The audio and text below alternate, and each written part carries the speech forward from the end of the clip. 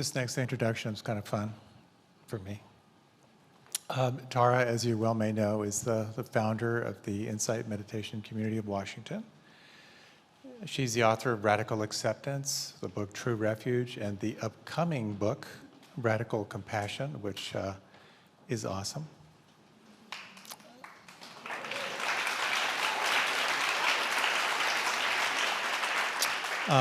Her podcast is, among many things, just going viral. Has a huge impact with well over 1 million downloads a month. And she's co-founder of the Awareness Training Institute and the Mindfulness Meditation Certification Training Program, which now has over 1,400 people enrolled. She started that with Jack Kornfield.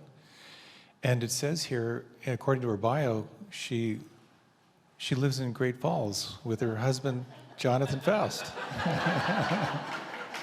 Tara.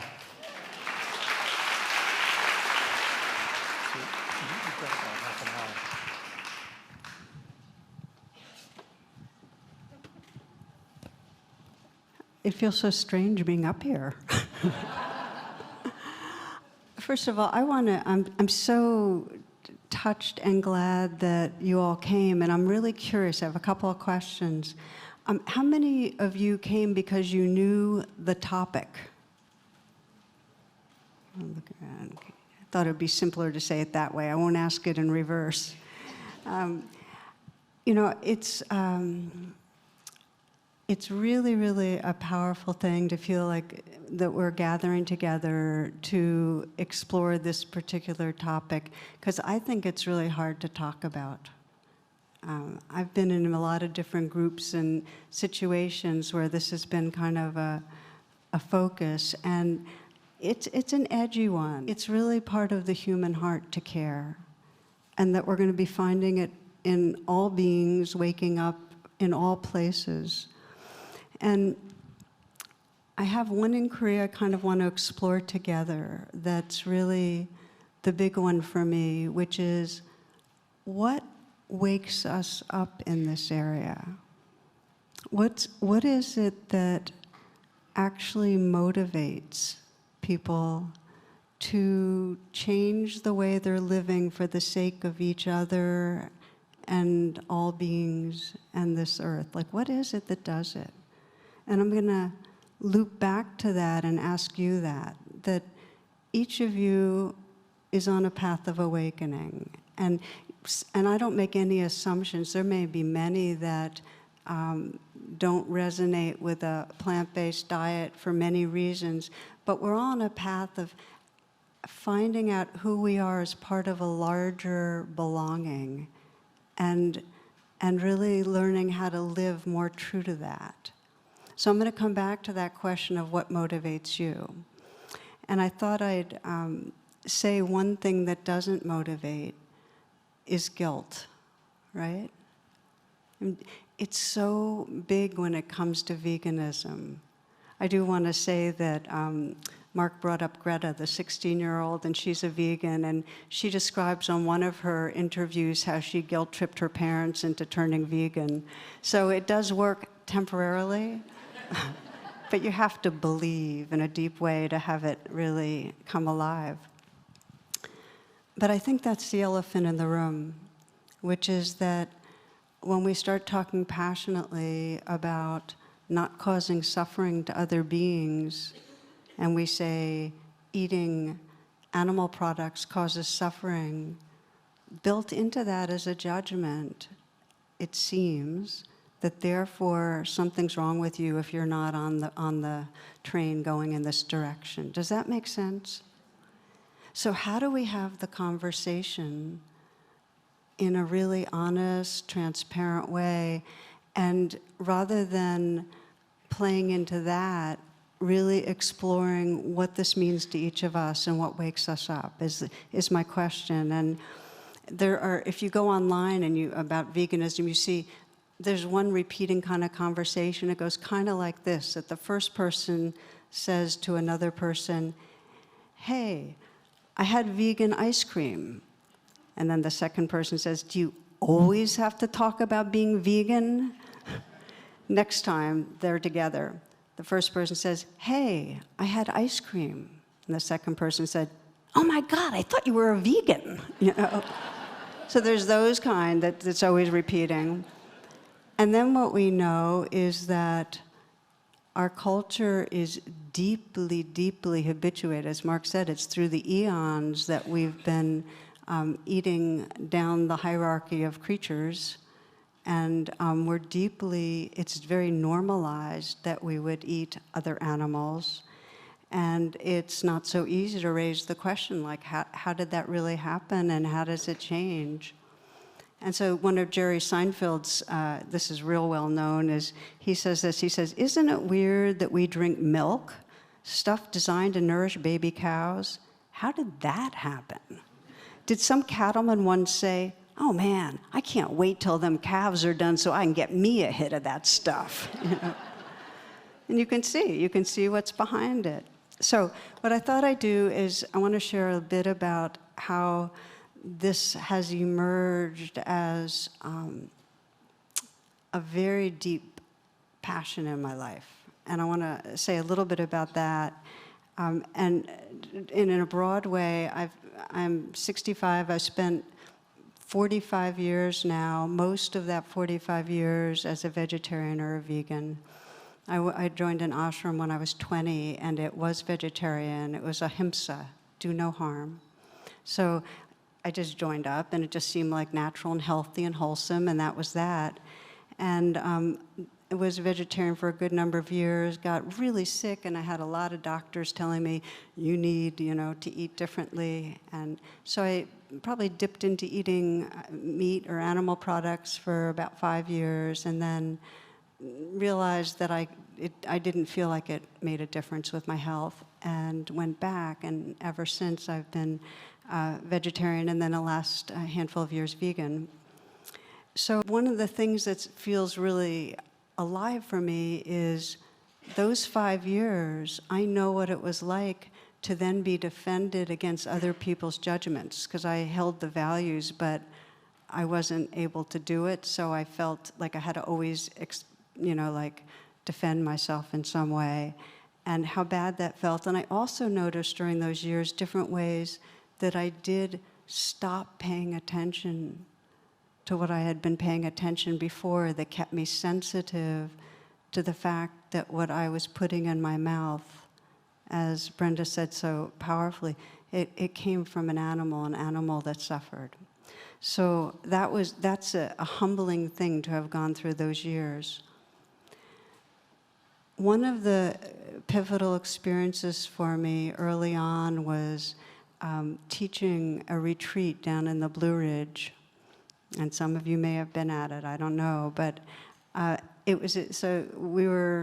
we'd get up real early and do a meditation, and during that morning meditation, you could hear the sounds of the mother cows lowing, grieving for the calves that had just been taken from them, I think a day before. Because, as many of you know, that in the dairy industry, the farmers continually are impregnating cows, and the calves are removed within 24 hours. Well, like all animals, there's a really deep mother-child bond. And I was a young mother, and there was something about hearing that sound, that emotional suffering became really real. Like I could feel what was going on. And so could others in the room, of course. So we began each day to have a metta, or a loving kindness practice for the cows. That became part of our daily meditation.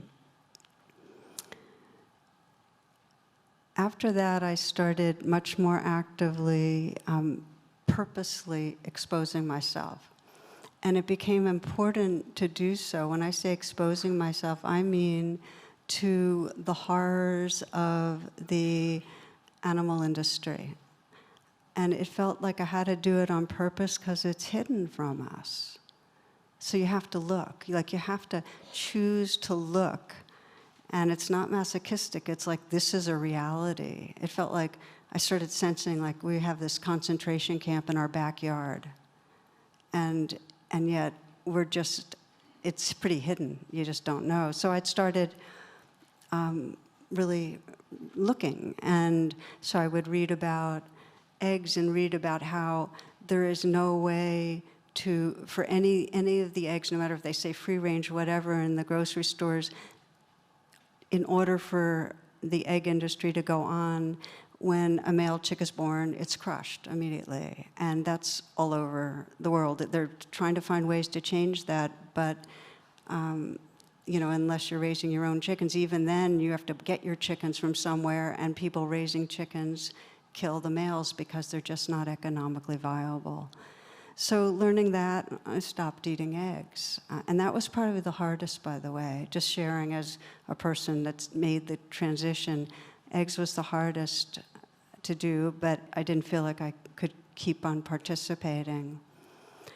So I exposed myself. I would watch these videos about pigs and watch them herded from the holding pen into the slaughterhouse, and you know, the electric prods and the beatings, and they get put into boiling water, and a lot of them aren't unconscious yet because it just doesn't work always, the prod. So it's horrible, and I'm saying it out loud because that's what I exposed myself to. And then I would watch, and then I'd sometimes have this thought of my dog, Katie, and I'd imagine her in this holding pen and terrified.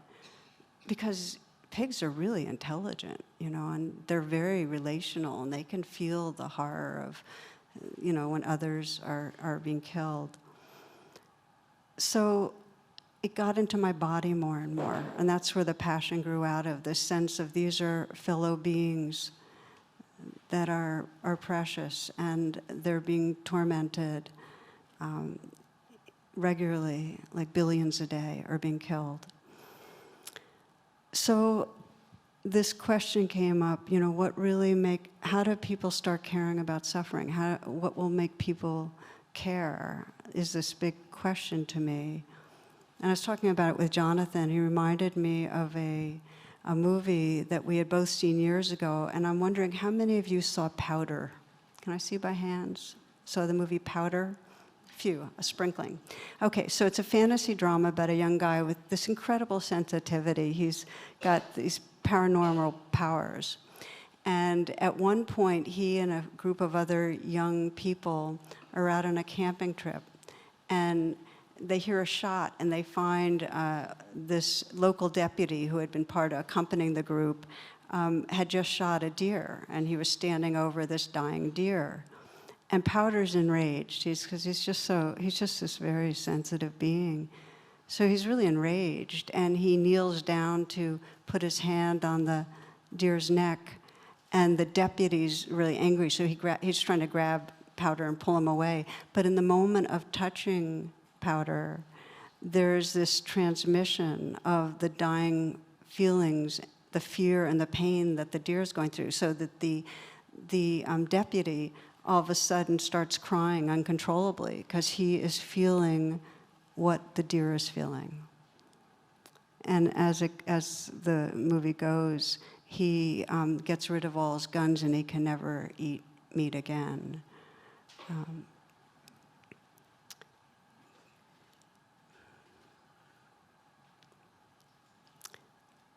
So these hearts are waking up in us. I do believe consciousness is waking up. I believe that compassion's waking up, that the way we're evolving is in these widening circles, that we actually have increasing capacity to pay attention to the suffering, not just of our friends and family, but of more and more beings. And I think that's really happening. And I feel like future generations will look back, and they'll look back and in some way have that same horror that we feel when we sense humans being tortured, or that many of us would feel, or when we think about concentration camps. The same horror that many of us feel when we think of the Dalits in India. I was just reading an article about them and just how horrific the oppression is of them throughout that society. Or we think about the violence against African Americans now and through generations of slavery. Or we think about the sexual oppression of women. I think when we move on in time, we're going to look back at humans having animals be their food and the suffering of it with the horror. I think that's going to happen, that we are waking up in that way. But the big question for us, because here we are, we're the ones.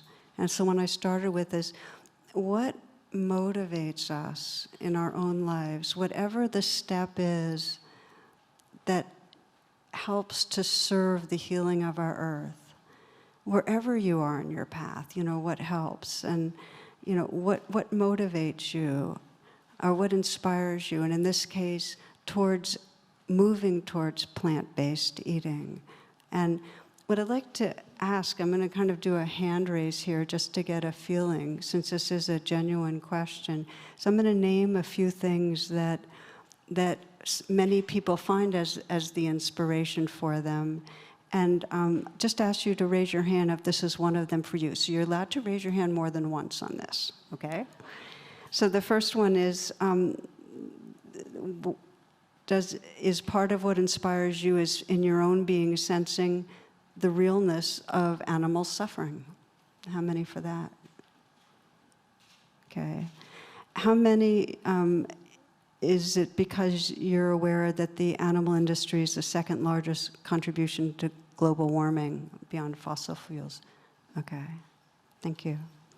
How many is it because you sense, in terms of your own health, that plant-based eating is?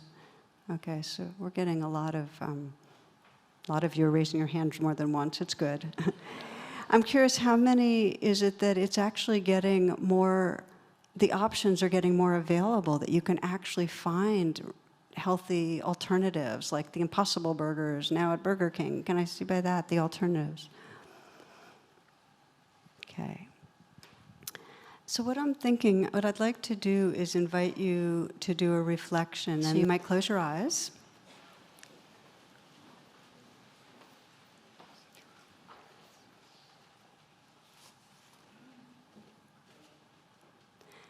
As we did earlier, take some moments to let yourself arrive fully here.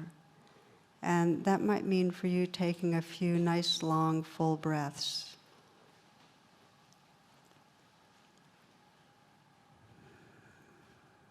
Inhaling deeply, filling the lungs. Exhaling slowly, so you can feel the release of the breath, letting go, letting go. And then inhaling again, nice deep in-breath. And a slow out breath, letting go, letting go. And once again, nice deep full in-breath. And a slow out breath. And as the breath resumes in its natural rhythm, just feel the quality of presence that's here.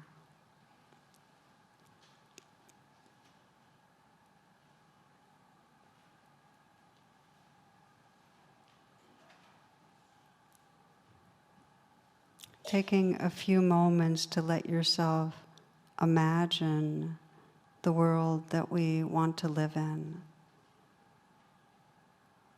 where there really is a true respect and care and valuing of all living beings.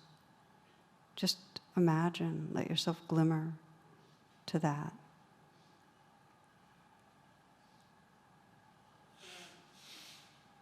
Where we sense all beings as part of our heart, where we really want to live on behalf of and for the sake of the healing of all beings.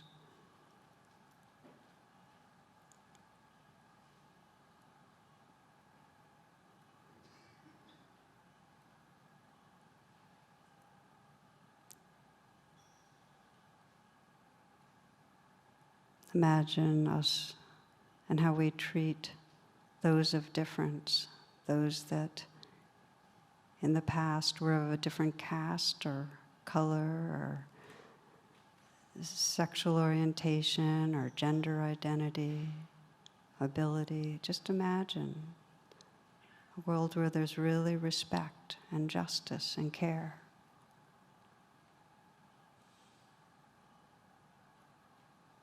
And imagining in particular our relationship with other non-human living beings.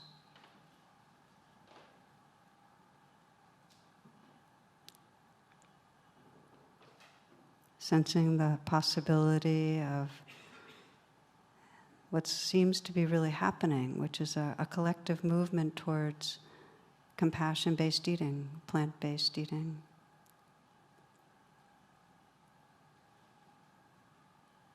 And imagining for yourself in your own life, today, tomorrow, what the challenges are for you in moving more fully in this direction. Just real honestly, what are the challenges?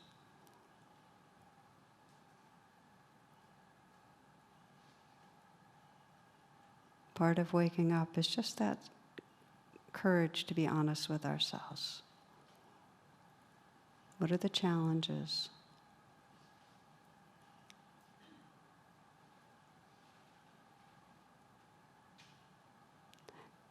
And what would support you?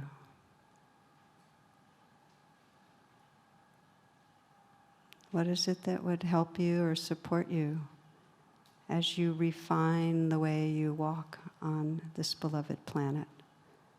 Refine the way that you live in relationship with other beings. What would help?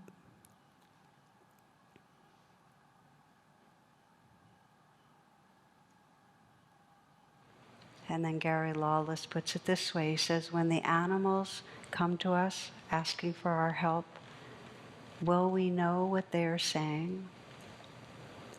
When the plants speak to us in their delicate, beautiful language, will we be able to answer them? When the planet herself sings to us in our dreams, will we be able to wake ourselves and act?